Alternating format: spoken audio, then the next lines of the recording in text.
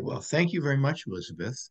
And I'm sure you've noticed that we are having Chinese subtitles throughout the talk, and these are, uh, according to my Chinese-speaking friends, are very accurate, except when an English speaker attempts to say something in Chinese, which completely befuddles the AI.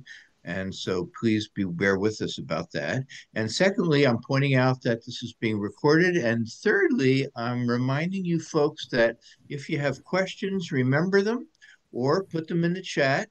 And then after we're all finished, you can raise your hands. We'll have time for questions, and Elizabeth will tally all of the issues and we'll go over them when we're all finished. So at this time, I want to mention our presenter, who is none other than our own Lily Birmingham, whom I consider a friend that I've known for 9 years, and she has served currently as the San Diego Chinese Historical Museum treasurer. She's also on the board of directors. She's also curated exhibits, and she's also a docent at the San Diego Museum of Art. And she's also been involved over the years with training the docents at that museum as well. And then afterwards, we're going to have as a discuss it again our chairman of the board of directors, Lily Cheng, who's also a founder and director of the San Diego State University Chinese Cultural Center, as well as professor emeritus of speech and language pathology at San Diego State. So at this point, I want to turn things over to Lily Birmingham for our talk, which I want to point out the Dragon Boat Festival and Symbolism in the poem Li Sao is a sequel to last month's, which we'll remember, by Professor Lee from Cal State Long Beach. So, Lily, please take it away. Thank you, Bob, for the introduction. Hello, everyone. As Bob mentioned, my presentation is a sequel to last month, presented by Professor and Dr. Lee. As Dr. Lee discussed, that Li Sao is a very difficult poem to study. It is very old, and many scholars interpreted it. So today I can simply share some of my findings. I hope you will enjoy it.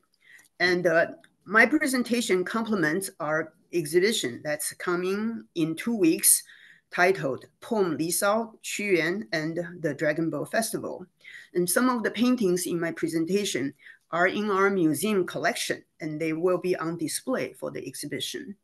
And my main sources of information are listed in references in the end of the slides. So that includes one main scholar's Chinese interpretation and 3 translators' works. So if you want to know more, you can take a screenshot of that. With that, next slide. So the poem Li Sao, or The Lament, is the longest known Chinese poem. It was written by Qu Yuan for about, anyway, from some 2,300 years ago. In a nutshell, it's the story of one patriotic poet and politician with high morality, but not being appreciated by the king.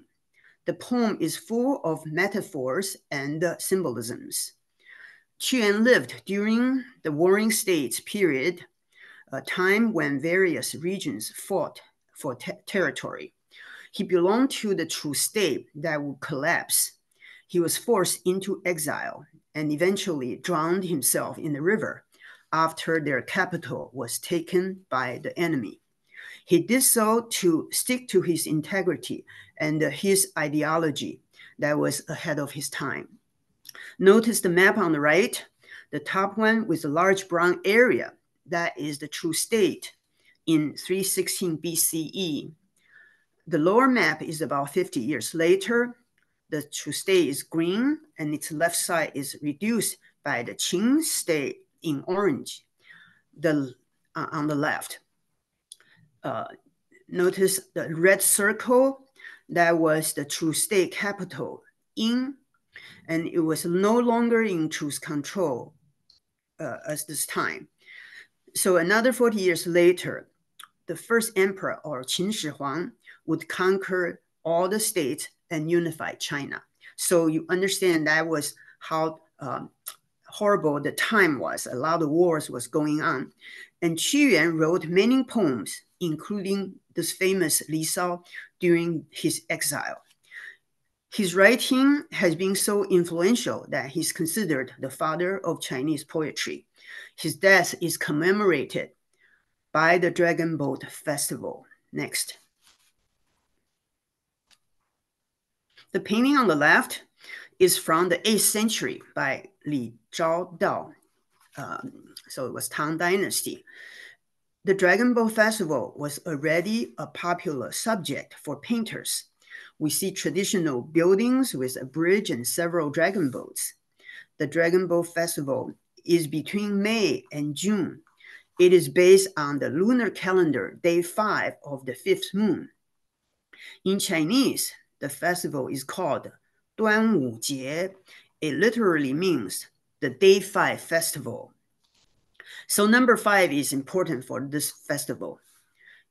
It is an important public holiday in China, and it's on the UNESCO list of the intangible cultural heritage of humanity. Traditionally, people start the day by worshiping ancestors and paying respect to the gods in local temples. So this festival is a day to commemorate Qu Yuan. As I said, he drowned himself in the Miluo River around this time of the year. It is said that people raced their boats to search for his body and dropped 粽子, or lumps of rice, into the river, so the fish would not feast on Qu's body. This practice evolved into boat racing annually in an elaborate dragon boat design. Some say it is the origin of the Dragon Boat Festival. However, it is likely that some form of dragon boat racing already existed when Qu Yuan died, but people started to commemorate him with the Dragon Boat Festival. The festival has many traditions, so let's start with the race next. The photo on the left shows a typical dragon boat, and they're in the race. Dragon boats were first made in Guangdong province in China. So that's southern China. A dragon boat comes in 2 main sizes, typically 30 feet long with 10 paddlers, or 40 feet long with 20 paddlers. There are also larger boats in modern races now. During a race, a helmsman steers the boat and a drummer sets the rhythm. A dragon boat is made of wood, fiberglass, or other lightweight materials, decorated with ancient-looking heads and tails. All boats come in various colors to give the festive mood. Dragon boating arrived in California in 1983 when Singapore presented the city of San Diego with 3 dragon boats. The following year in Singapore, the San Diego team won that international competition, becoming the first non-Asian team to capture this impressive title. The black and white photo on the right is the Musing Dragons team. That is our museum's dragon boat team that started in 2005. And that's the one we are talking about May 18th. We're trying to restart and join the competition. Next.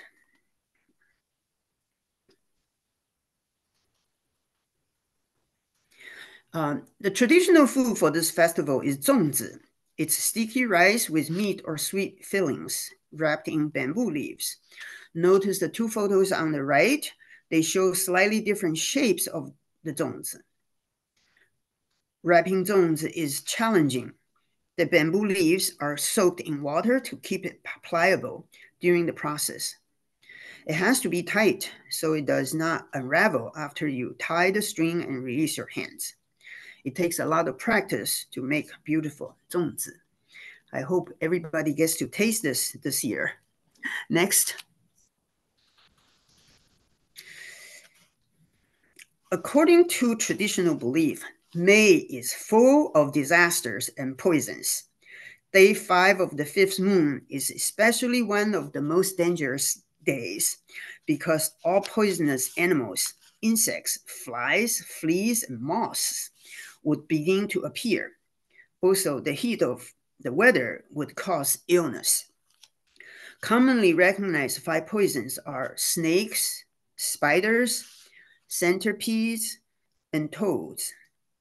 So to fight against all the bad things became the tradition of this festival. Some people in restaurants make dishes simulating the 5 poisons for fun. So sometimes they would use chive, daylily, tree mushroom, small dry fish, dry shrimp, simulating the 5 poisons for a dish. Or they simply use some spices for dishes, and these spices will be chili pepper, onion, ginger, garlic, and cilantro. So you can tell it's becoming more fun for this festival. Next. So there are also 5 auspicious plants. And you can see in the pictures, these 5 different plants. These 5 plants are believed to be able to overcome bad things, such as evil spirits, epidemics, and poisons. Chinese mugwort and calamus deter moths, mosquitoes, and other insects. People hang them over the door to drive away evil spirits and diseases, as you see in the photo on the right. But this is not common in cities anymore. Garlic may help the body resist microorganisms. Red pomegranate flowers typically bloom in May and are believed to deter evil spirits. Dragon boat flower has a long flowering season and is considered auspicious for the red color and the long-lasting flowering time. People tie the dragon boat flowers on the boat for good luck during the dragon boat race. Next.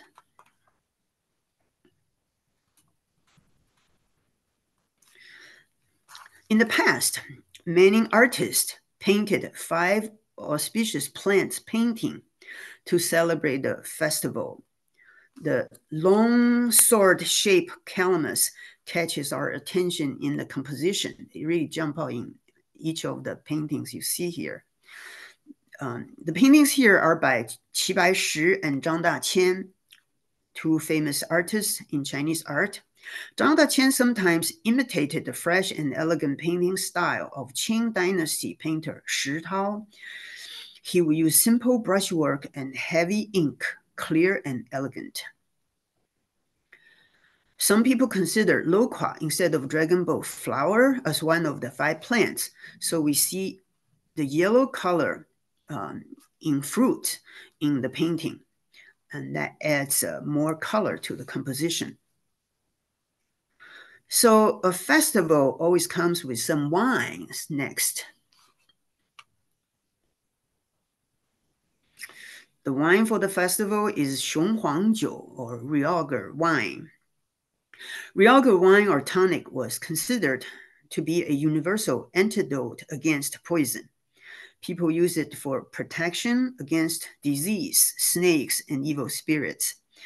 The time of the Dragon Boat Festival coincides with what Chinese astronomy considers the height of summer and strong yang force for the year.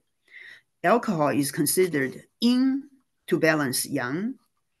Realgar wine or Xionghuangjiu is yellow wine dosed with realgar powder. People would sprinkle realgar wine at the doors and windows to deter bad things, and adults would drink it. This practice was later connected with the Dragon Boat Festival. However, realgar does contain arsenic. It is poisonous. The drinking must be very light. Next. There are various crafts related to the festival. A very common one is the fragrant sachets. It is a small decorated bag in different shapes and filled with herbs inside. As you see in the picture on the right, there are so many different shapes. and it was believed that herbs would deter poisons and evil spirits. People carried them around for protection. And notice the upper left, there are colorful strings. The 5-color rope or string is an auspicious object. It is believed to extend lifespan. People would wear it or tie it over the door or the bed. The 5 colors are red, yellow, blue, white, black. They are the lucky colors in China. Later, these crafts evolved into projects just for fun. So, why is the Dragon Boat Festival linked to Qu Partially because he fought against bad government, be blinded by evil spirits, and he drowned himself in a river. But his real legacy is because he wrote many poems that people love and have been studying ever since they were written. Next.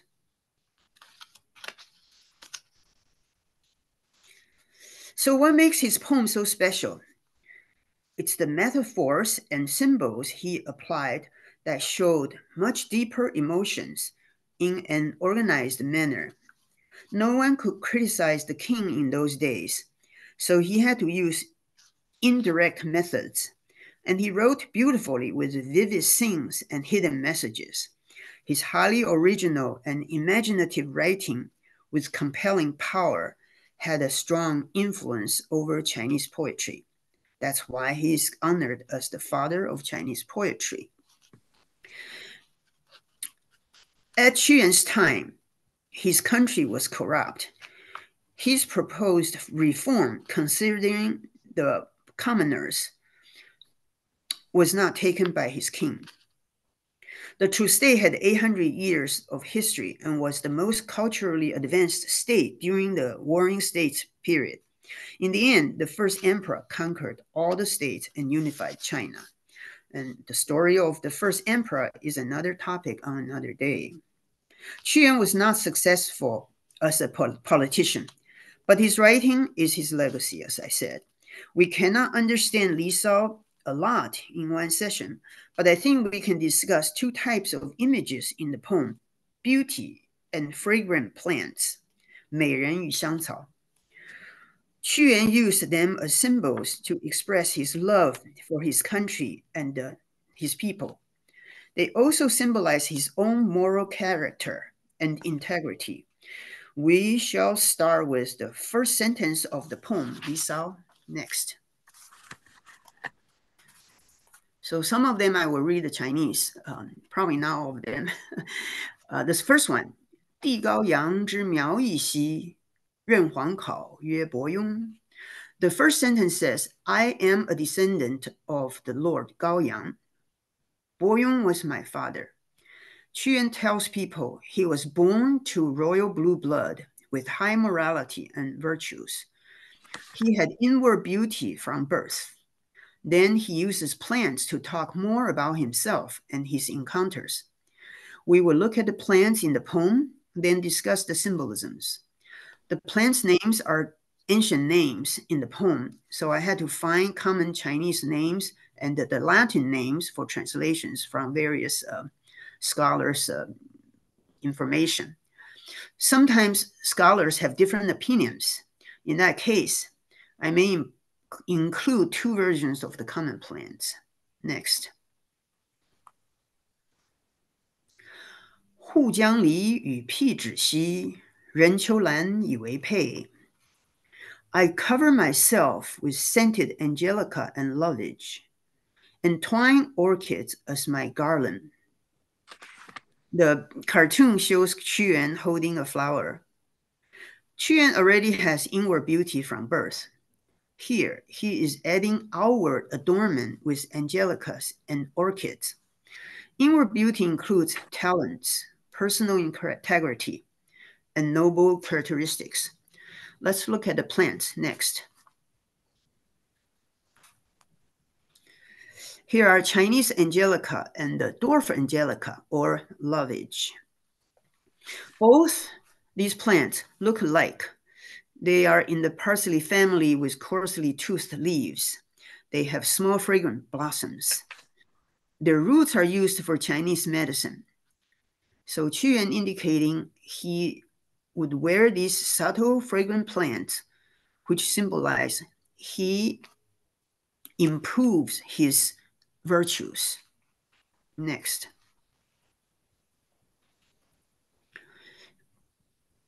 The poem also talk about autumn orchid.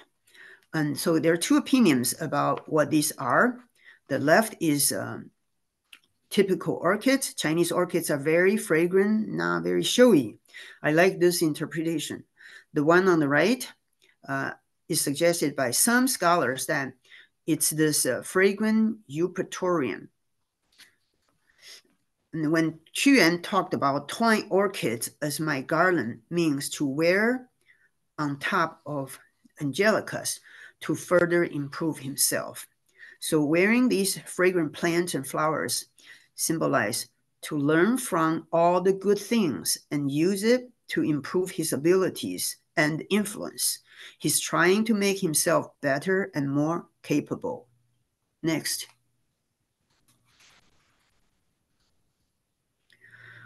朝千匹之木兰兮，细揽舟之素马。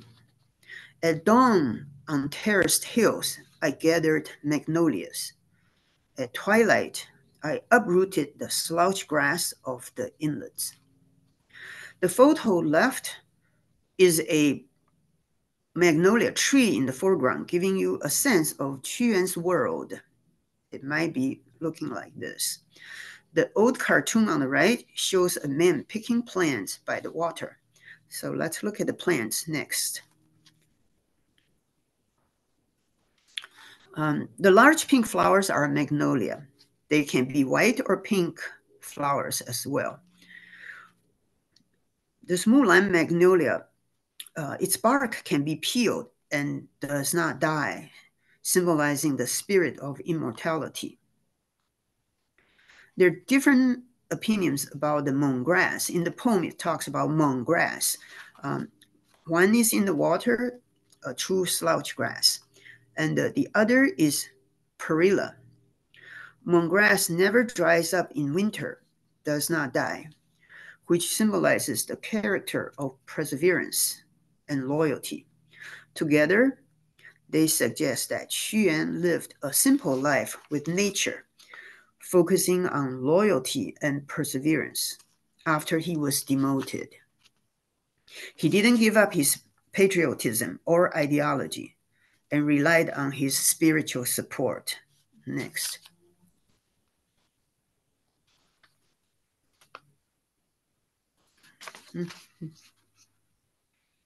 Next. Okay. 杂身交与俊贵兮，岂为人夫会柴 They brought together pepper and cinnamon, did not just weave garlands using basil and angelica. Here they means the good kings in history.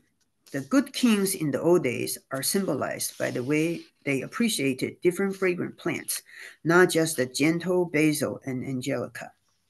The picture shows pepper, cinnamon, stronger spices, and then basil and angelica, the softer ones. Next.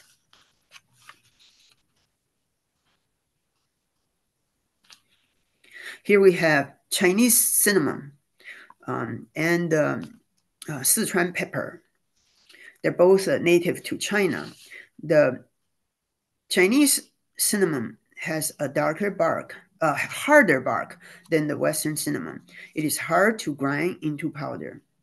And the pepper, you probably have experienced that in a lot of Sichuan dishes. So both of these symbolize different types of people. They symbolize military officials and civil servants. Next. We have looked at the angelica early. Here is Thai basil or Asian basil.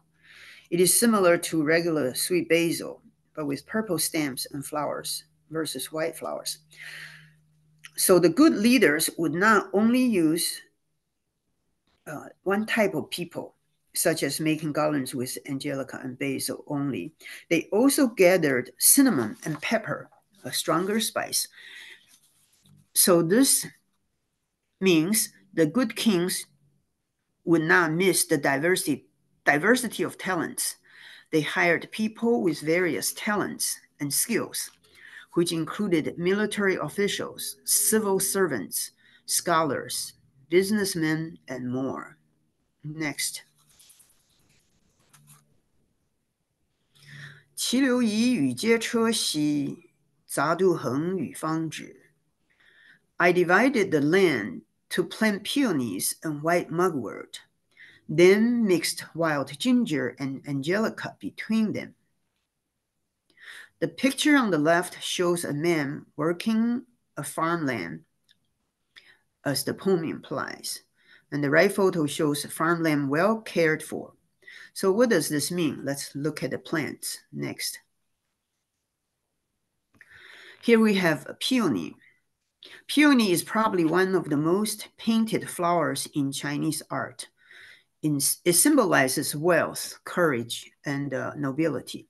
The painting on the left is our museum collection, painted by Chen Zihe from the 16th or 17th century.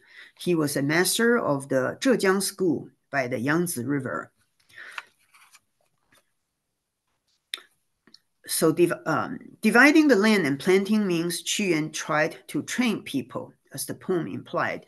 And this symbolizes that Qu Yuan educated and cultivated other people to his ideology and recommended reform for the government. So all the fragrant plants mentioned here, including this peony, represent people with good virtues internally from different backgrounds. Next. Wild ginger was also mentioned in the poem. Here there are two opinions about which wild ginger. The left is upright wild ginger, and the right is Chinese wild ginger. The Chinese name actually is Ma Ti Xiang, literally means fragrant horse hooves. So it does not matter which one the poem is using. Fragrance is what the main thing in this context. Fragrance is always hard to depict in a painting. So there's a famous story about painting fragrance for the imperial civil exam during the Song dynasty around the 12th century. The topic was 踏花归去马蹄香, or going home with fragrant horse hooves after walking on flowers. Most people in the exam painted a horse walking on beautiful flowers, but the winner didn't paint any flower in his painting. He had butterflies around the hooves of the horse, walking along. The key is the fragrance, not flowers. So you may know some plants do not seem to have much aroma, but when you bruise or break them, a strong smell comes out. Mint leaves or rosemary leaves are like that. So the wild ginger plants are this type. If you or the horse walk on them, a strong fragrance would be coming out. This is a good story about the fragrant horse hooves or wild ginger. I hope you remember this story. Next. So another plant Qu Yuan cultivated was white mugwort. It also has some smell. Some people like it, some people don't, and it's very easy to grow. Supposedly, if the soil is poor, it produces strong aroma. So Qu Yuan was already demoted by this time, but he was still diligently educating people with different backgrounds. The poem is about dividing the land, and planting symbolizes education. He hoped to harvest from his endeavor to have some good, talented people following his ideology. The good people were symbolized by the peony, fragrant horse hoofs, angelica, and white mugwort. But it didn't pan out. Later in the poem, it talks about these plants withered. So these people he educated changed, no longer supported him. It was a shame. Next. 朝饮木兰之坠露兮，夕餐秋菊之落英。At sunrise, I drink the dew magnolia blossoms shed. At sunset, eat the withered petals of chrysanthemums. The consumption here does not provide much physical nutrition, but a poetic expression. It symbolizes living in nature. The photo on the right shows, actually, the photo on the left shows this delicate dew on the flower petals. The right is an imagery or imagined place that Qu Yuan might have lived. It's a painting in our collection by Huang Junbi, one of the masters of the 20th century. He's known to combine Chinese style with the Western style in his landscape paintings. We see typical Chinese painting of layering of mountains and clouds. The buildings are in the midground. The shorelines has the Western distance perspective. So you can see the mix of the two styles. Next. Here we have the magnolia and chrysanthemums. Qu Yuan tried to reform the government but failed. His king Huai demoted Qu Yuan and sent him to exile. The court officials lived in envy and malice, so Qu Yuan became depressed. Drinking the dew from the blossoms, he absorbed the body fluid of young energy. Eating the flower petals of chrysanthemum, he swallowed the essence of yin energy. He wanted to stay pure in his mind and lived a simple life with nature. In China, this line has become the symbolism of scholars who want to live with nature and not get mixed up in politics. Its influence is profound. Next. Here's a long one. 揽木根以结柴兮，冠霹雳之落蕊。矫俊贵以人会兮，锁狐绳之离离。I pick dry tree roots to knot together angelica, on which to string the creeping figs without their flowers. With straightened cinnamon bark, I twist basil into chains and braid garlic stems into long gleaming ropes. This section is about self-discipline and building character. Angelica is a symbol of virtue, and securing it on wooden roots implies adding support to build character. Next. Here are fig flower fruit. In Chinese, we call 霹雳. And threading the figs after petals have fallen is a symbol of loyalty and lifelong learning. And the middle is our cinnamon. Straightening cinnamon bark in order to connect with basil signifies overcoming adversity. Braiding garlic together suggests using historical exemplary leaders as the standard to discipline oneself. Aligning with others of similar virtues will help self-education and self-cultivation. So the scenes described here tell us about self-discipline. Qu Yuan wanted to embody the essence of moral quality through self-education and self-cultivation. People need to be self-restrained and guided, so they will persist in loyalty and overcome adversity. Then they will do good things for society. People probably were making flower arrangements in those days, which inspired Qu Yuan to write this section, and that's our speculation. Next. 物与马于兰高兮，持交丘且焉止兮。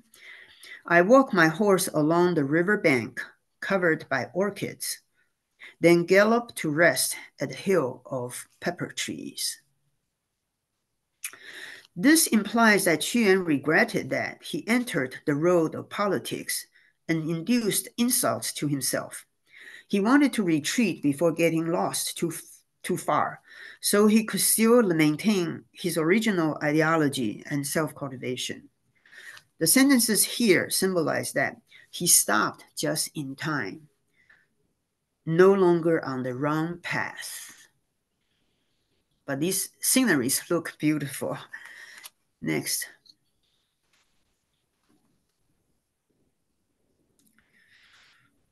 雉鸡何以为衣兮，吉芙蓉以为裳。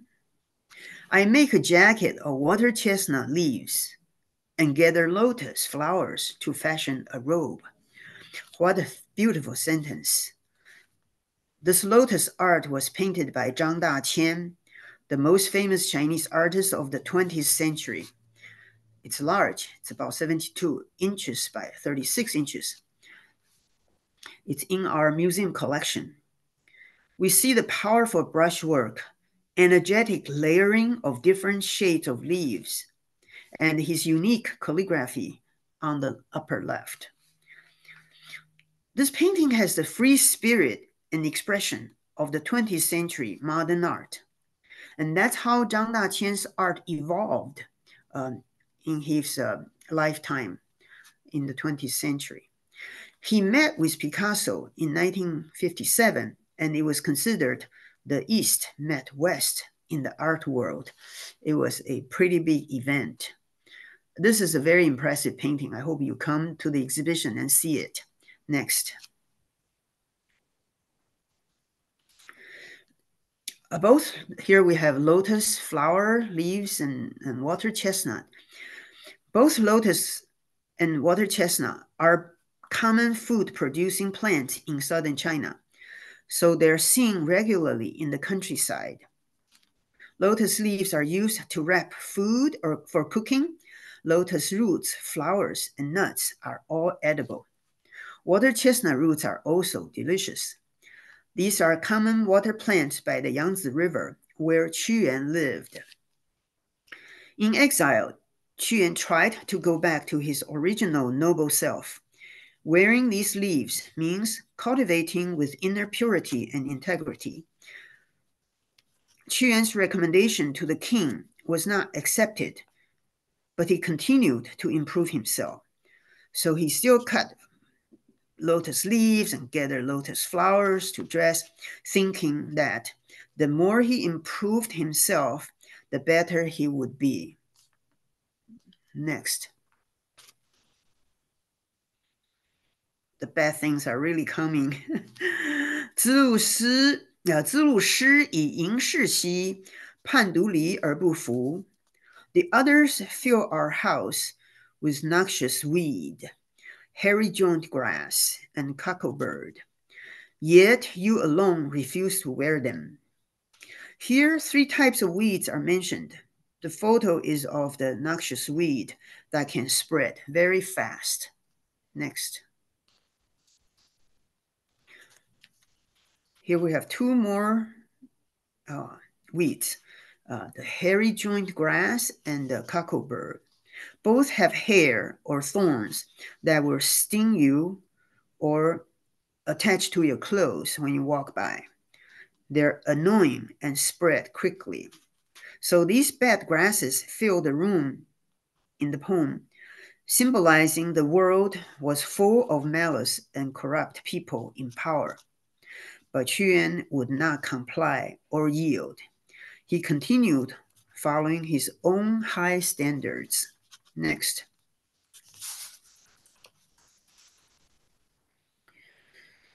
The orchid and angelica have turned fragrant no more. I guess I should stop. Have turned fragrant no more. Other herbs and basil have gone straw. See the beautiful flowers that represent moral quality in the poem, but they turn to straws of not much value. The painting on the left is from our collection, painted by O Hao Nian. We see swiftly painted long leaves. He combined the Western style in his Chinese art. A lot of these brush works are Chinese calligraphy technique, but he's mixing the Western technique with his original Chinese style. He was the leader of the third generation Lingnan school from southern China. Lingnan school was mainly in Guangdong. So this sentence is talking about Qu Yuan's surrounding changed. The court's high officials, symbolized by orchids and angelicas, turned to live in envy and malice. And the lower level people, symbolized by common herbs and basil, had no good leaders to follow, turning into worse people. The court environment had changed so much that some people Qu Yuan educated and trusted before were no longer on his side. He became increasingly disappointed. Next.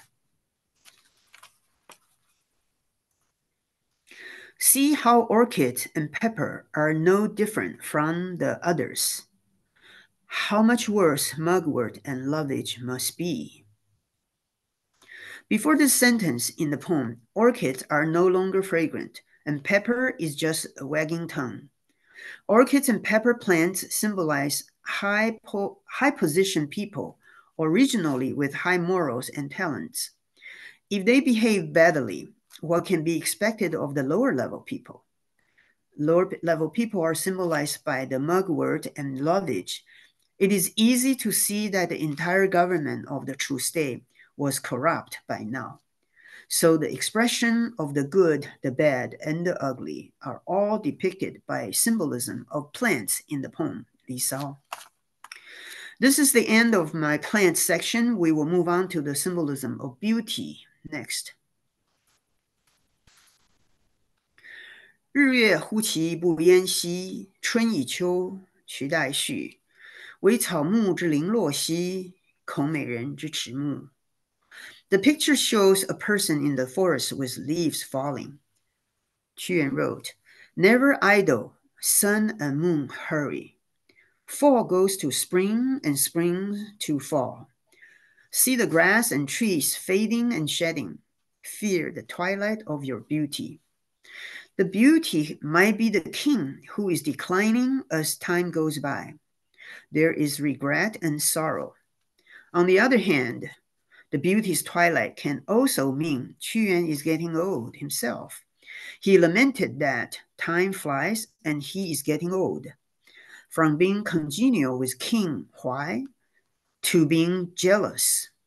Because of the villain's slander, he is now adrift and unfulfilled. A beauty as a good king is honorable, virtuous, and wise, and knows how to rule a benevolent kingdom. As the picture on the right shows, that's the emperor, Huangdi, yellow emperor, a good king. However, Qu Yuan's King Huai of true state was not depicted as a good king. Eventually, the true state collapsed about 50 years after Qu Yuan committed suicide. Qu Yuan saw the futile fate of his country clearly, but he was powerless to change it. It became a tragedy. Next.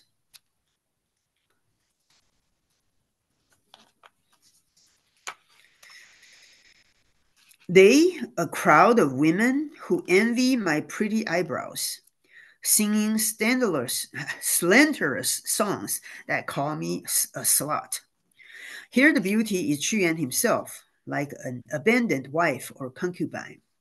The painting on the right is a typical beauty, painted by Ji Kang. It's in our collection. Qu Yuan's reform of the government considering commoners' benefits failed. He resented the king, who was too proud and impulsive. The king did not understand the voice of the people. The nobles and the villains were corrupt, causing the country to be in danger. Qu became a victim in exile. He expressed by imagining himself as an abandoned wife, using the husband and wife as a metaphor for the monarch and ministers. Fits the situation at that time, also symbolizing yin and yang. The wife thinks about the husband all the time and gets angry when the husband is unkind to her. It's likely that Xuan thought about his king and his country constantly. This husband and wife relationship is continued throughout the poem for different scenarios. Next. The muddy, impure world, so undiscriminating, seeks always to hide beauty out of jealousy. This hiding beauty means obscuring people with talents, preventing them from doing good work. Xuan wanted to do good work but was not allowed to. The king and the ministers of Xuan's time were greedy, did not consider the benefits of commoners, and did not distinguish between good and evil. We can feel Xuan's frustration. The paintings of beauties are by Fu Baoshi, who painted many scenes from Xuan's poems. Next. Not long after looking around, my tears are streaming. I am grieving that there are no ladies on this high peak. Here, ladies were used as an analogy for ministers, and the place was the true state. Xuan actually said there were no good officials in the true state, and he was sad and shed tears. In the true culture, mountains, rivers, trees, and grass all have gods. Only with gods can there be blessings and good spirits. It is said that there is no fairy mountain and no goddess. The holy hill with no fairy ladies implies the misery of a country without a good king and good ministers. We can tell how unhappy and hopeless Xuan was. Next.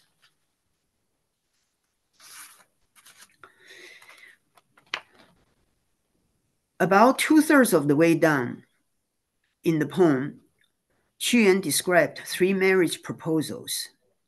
He went on a journey back in time to search for a bride among famous queens and princesses of the past. In his journey, he traveled with dragons and phoenixes in rainbow clouds. The painting on the right is a cloud god painted by Fu Baoshi, who painted many mythological scenes based on Xuan's poems. Xuan's world was full of shamanistic culture, so he wrote mythological scenes frequently. This time, he was the man looking for a wife, a beauty. Seeking these beauties symbolizes that he wanted to find his ideology, a good king who would adopt his reform and ministers who were like-minded. He described 3 marriage proposals in the poem. The first lady changed her mind a lot and lived in seclusion, rejected him. The second proposal was tricked by the poisonous dove, symbolizing a slanderer as the matchmaker. The third one, she didn't even try and lost confidence. He was less and less convinced that something would work, given the environment. He lamented that the morals of the world were bad. There was no more hope. He wanted to know his future. Next. I searched for the spiritual plant and bamboo slips, and had the oracle cast them to interpret my vision. The photos here show the typical bamboo slips for telling fortunes. In the temple, after certain procedures, you can shake the container and see what bamboo slip comes out, and see what it says, and try to interpret it. This probably inspired the idea of fortune cookies you get from the Chinese restaurants. Here, Qu asked an oracle to interpret for him. Next.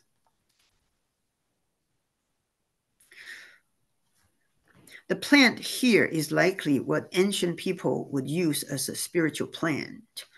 It's a hedge bindweed. So Qu was looking for the spiritual plant and the bamboo slip. And this hedge bindweed is a very common vine, but I'm not sure how they would use it. Whatever came out of the bamboo slips or spiritual plants, the oracle interpreted. Two beauties will find each other. This is not the only place where you can find your lady. The beauty and its mate signify the minister and the king. The oracle basically said, a loyal minister will always find a good king. But in the true state, no one admires your talent. Go far away. Somewhere you will find your mate or your king. The oracle added the phrase, what place is so unique as to have no fragrant flowers? It is a very common phrase people use nowadays, especially when someone cannot get a girl or cannot find a good job. They need to seek elsewhere.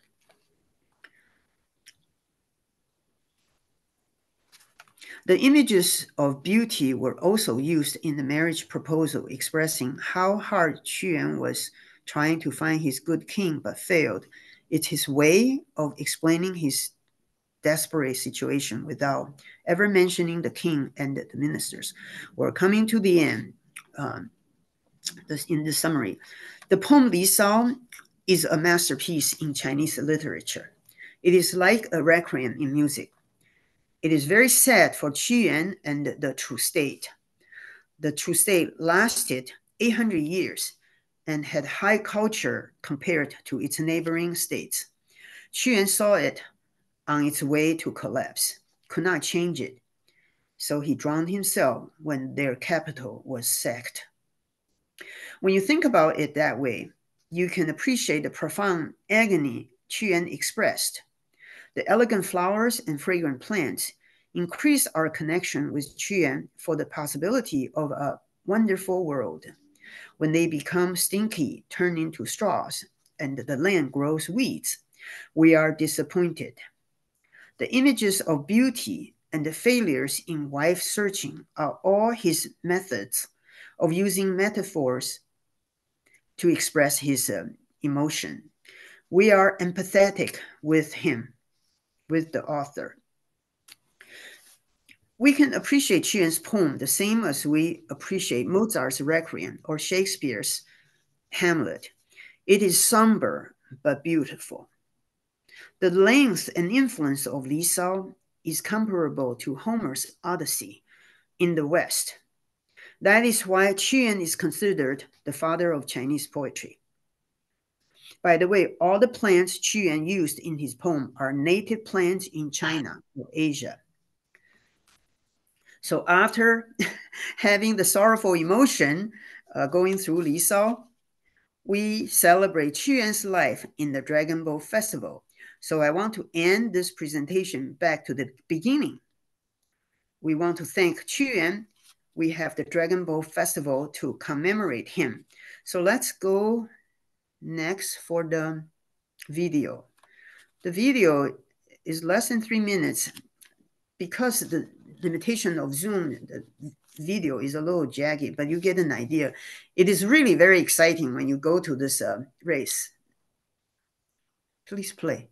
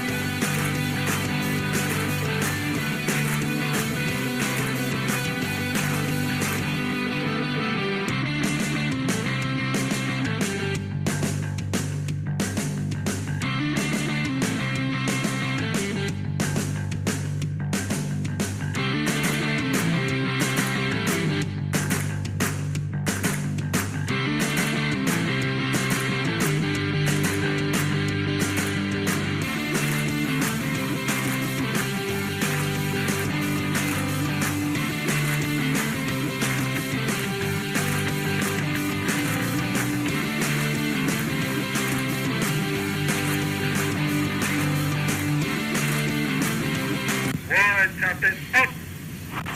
3 tapping up. 4 like that. Go here. Go here. Go here. 3 hands. 3 hands. 2 tapping up. Hey! Good. Get your way. 2, 3, 4, 5 hands. 2, 3.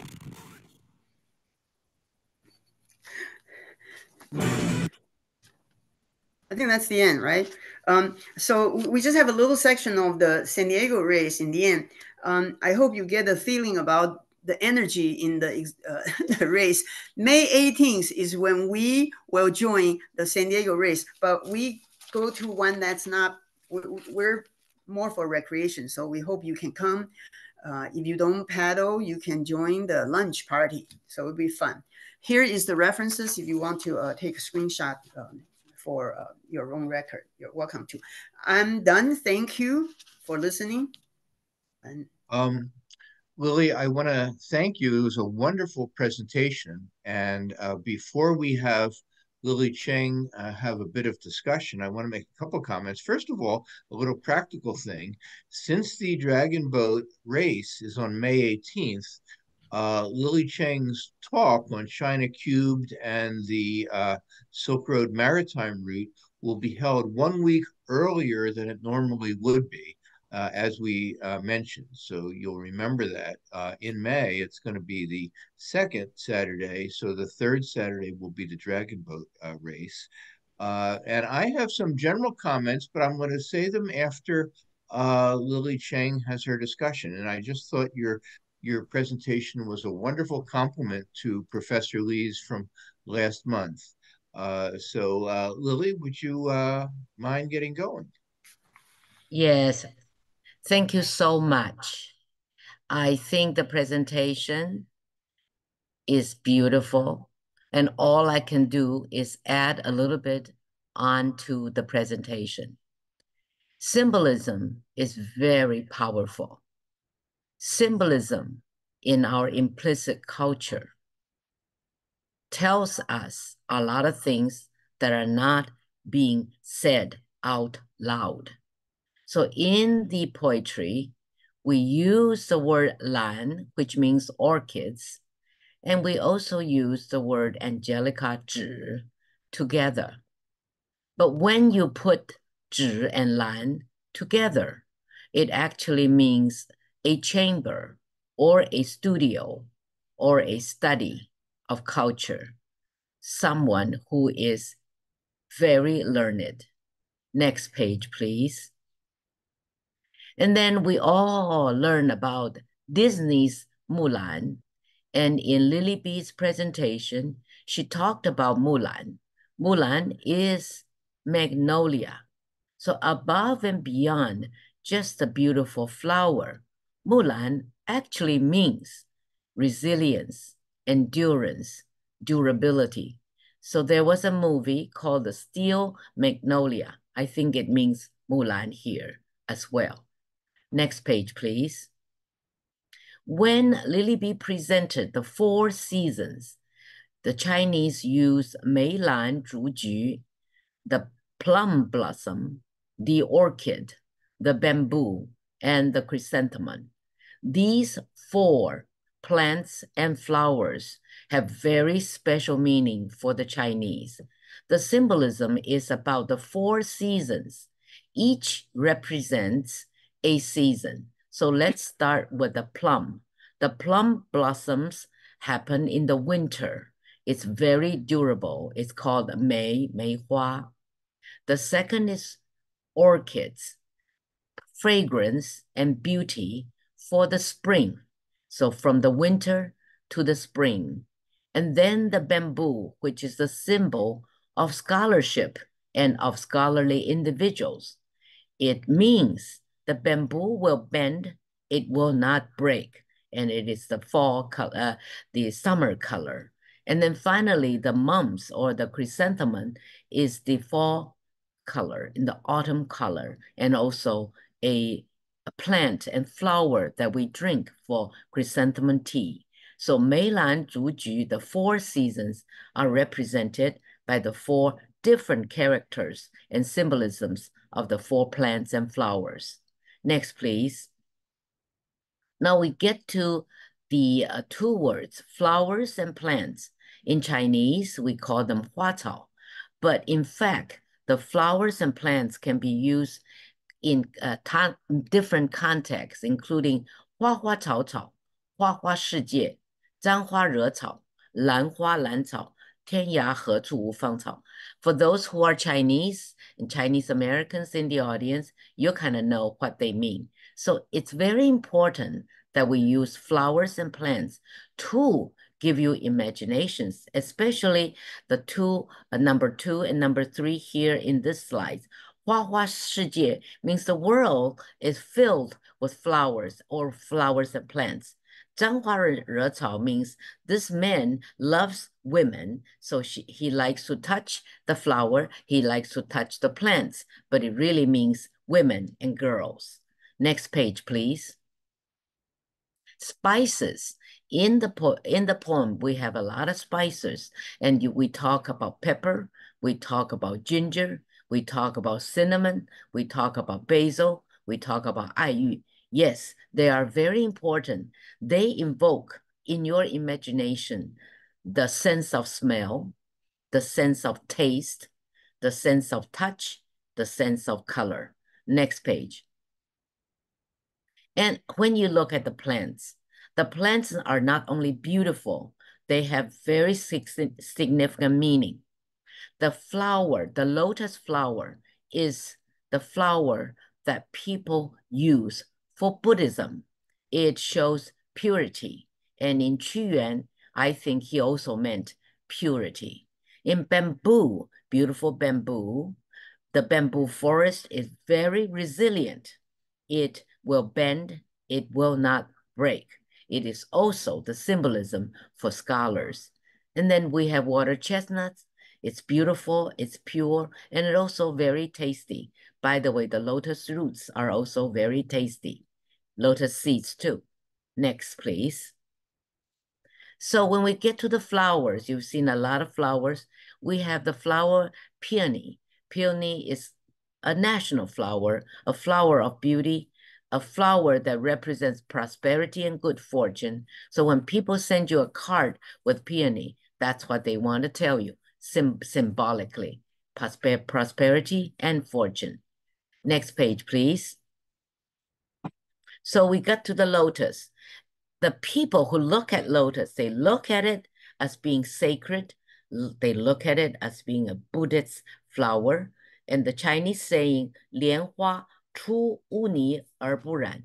It is not touched by anything. It will never be polluted. It is the pure, the symbol of purity, the pure symbol of high spirit. The next page. So we have the notion about ya and su. Ya is sort of the high level of taste. Su is everybody's taste. But in this case, I think all Chinese, Su or Ya, will know very well the meanings of pine trees, the meanings of bamboo trees, and the meanings of plum blossom. So for the pine trees, it's usually together. It's usually pine, 松鹤延年, it means the pine trees and the birds, they have very long life. And the bamboo trees, no matter what, it will never break. That is a true spirit of resilience and of energy. And the plum trees, no matter how cold the winter is, the plum trees stand very tall. They are able to weather the storms. Next page. I want to thank you for the opportunity to join in to share a bit of my research on Chinese symbolism. Thank you very much. I want to thank both of the Lilies, and again, we'll have time for questions. I just want to make a couple of comments as a non-Chinese person who had not been familiar with the poem Li Sao by Chu Wan. I found it fascinating last month and today's sessions. And I wanted to just put it in perspective and point out that virtually all cultures have these epic poems that help to define them, starting with the Greeks with Homer's Odyssey and the Romans with Virgil's Aeneid, and Jews with the Torah, with the story of Moses leading the Jewish people to Mount Sinai and then to the land of milk and honey, to Middle English with Chaucer and his Canterbury Tales, people on the pilgrimage, and an array of these classic poems that help shape society. If you're Mexican, you grew up in high school learning Sor Juana Inez de la Cruz's poetry. She was a 1600s nun who was one of the most ardent feminists in history. And it's here we have another one.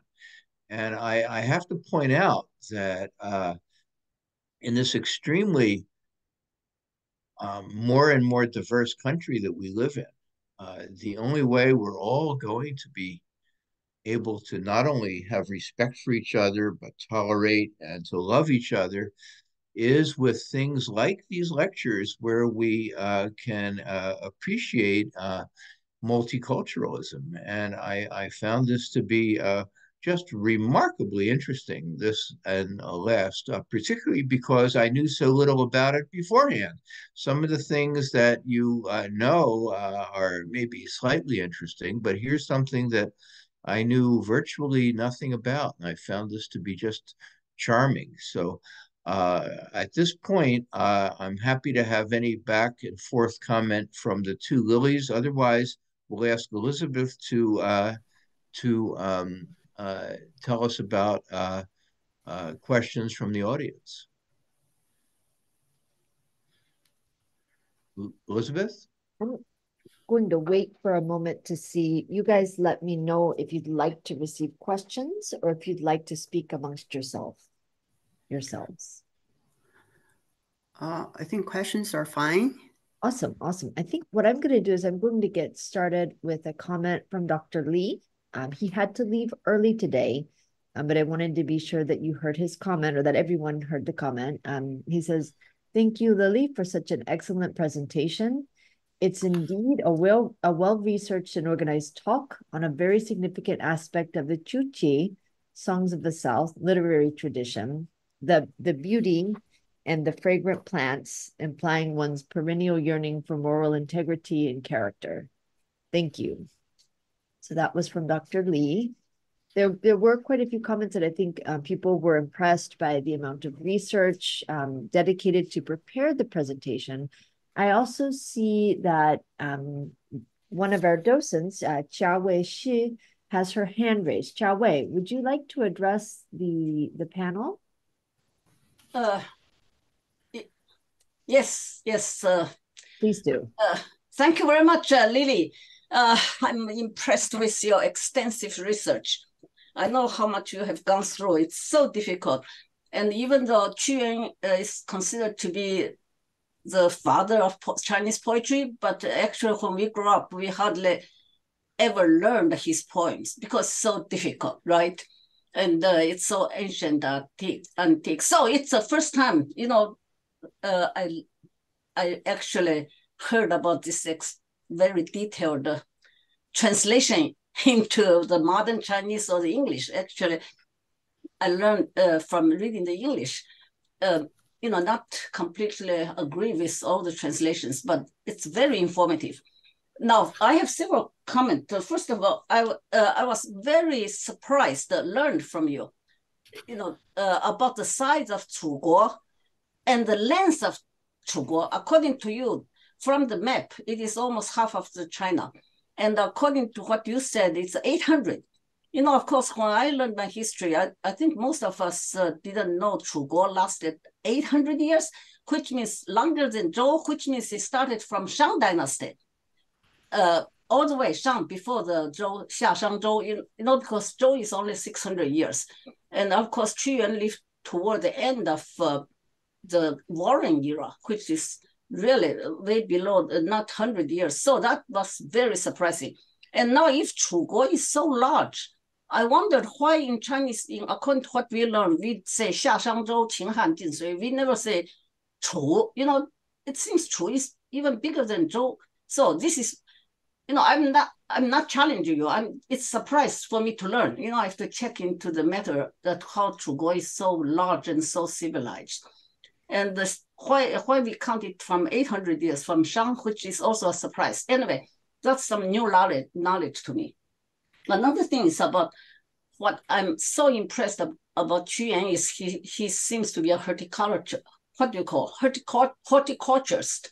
He knew so many plants. It's just unbelievable. There are so many plants in there, and mostly flower and so on. He is either a gardener or horticulturist and knew all the character of the medical effect and all this. That is, after all, he's just a minister in the government. So how did he learn all these plants is beyond me. In your presentation, you talk about the beauty at the second half. You mentioned the first beauty, but I didn't hear you talk about his second marriage proposal and the third marriage proposal. Did you say it and I missed it or what? I thought I paid attention, but I didn't hear about his second proposals and the third proposal. Oh, all right, that is another. Then let me just finish quickly about the lotus. Both of you mentioned how pure lotus is and how sacred flower, but I think Buddhism came way after Qu Yuan's time. So the sacred nature of lotus really is not from Qu Yuan. I think that Qu Yuan, the lotus symbolism of lotus mostly is not its purity or white or beauty. There are many flowers white and beautiful. It is out of water, out of dirt. That is what we say. Out of dirt and still remain white. So I think it has nothing to do with the spirit of God, but rather to do with human beings' integrity. That means you do not get contaminated in corruption. That is the most important symbolism of lotus. Means it's a human nature, the high human nature that you do not get contaminated. Become bad out of very bad environment influence. I think that is the symbolism, the white Chinese value lotus. Of course, the Buddhism helped later, but it has nothing to do with being sacred on it. That is my opinion. I think that's a lot I have said. Chao Wei, I'm thrilled to hear your comments. Particularly thrilled to hear that you yourself, a Chinese speaker, found a lot of new information from this wonderful presentation and last month as well. If we could ask Elizabeth for other questions from the group. Let me comment. First of all, True State did last 800 years, but it was not very big in the beginning. Every time when we talk about when a state started, it started small. But when they count the years they existed, they start from the very beginning. So the map is showing during warring states, and also Chunqiu, Chunqiu Zhanguo. During that time, Chu was a very big state. It's true, but it was not that big for 800 years. That may be the misconception. So they started from the south, very small initially. But another thing is a lot of history we studied were limited to when the education community agreed to. A lot of things are changed. I learned a lot more things from the current China information. So 800 years of Chu was a big series, and there's a lot of discussion about that. So I'm just, and then about 3 marriages, I did talk about 3 marriages, all 3 of them, each one with 1 sentence. So it's on the same slide, and I talk about 3 of them. anyway, so I don't need to repeat, but there were 3 of them. And that's my main comment. I guess I'm not going to say any more about Lotus. Thank you. You're welcome. Lily, your talk was so rich with facts. It's certainly reasonable to think that people could have missed that. So, Elizabeth, what else do we have here? Okay, fairly early on, there was a question from Adele Stern asking if the 2019 Dragon Boat Race was the last such race to take place in China. That's not true. It just happened to be a nice video I Hmm. took. They're having the race every year. Cool, cool. And And another, also, many places. See, there races in many places, even internationally. I mean, we have in San Diego, there are other right, I know places. Hilda Yoder on that note had mentions that there are dragon boat races held in Leiden in the Netherlands. Yes, yeah, dragon boats races are everywhere. My very good friend in England is practicing her dragon boat race, so it's everywhere. So Qiyuan's power till today, we are just very thankful that we have the Dragon Boat Festival, also beautiful fragrances and beautiful foods and so on. So it has become now a shu, meaning everybody is thinking about the Dragon Boat Festival. And I think, yes, extensive research will continue. And I am very happy to be part of this discussion. And I think we will all enjoy San Diego's Dragon Boat Festival, May 18th. Thank you. Thank you, Lily.